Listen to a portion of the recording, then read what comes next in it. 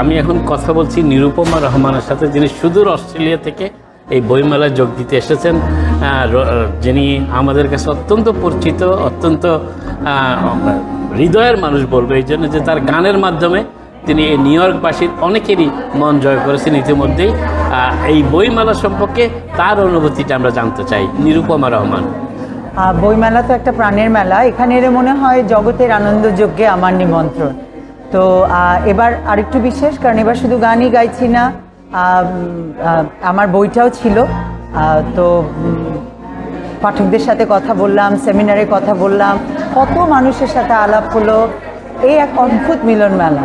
তো বই ছড়িয়ে যাক সবার ঘরে, আমরা সবাই পাঠক হই, বই পড়ি, বই বুঝি এবং বাংলা সাহিত্যকে সচল রাখি।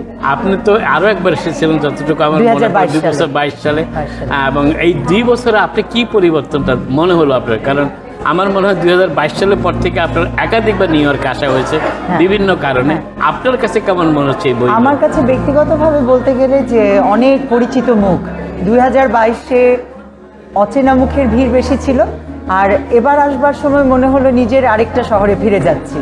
তো ওই হয় না যে নিজের এক ঘর থেকে আরেক ঘরে যাওয়ার অনুভূতি, তো খুব আপন হয়ে গেছে এই শহরটা আসলে।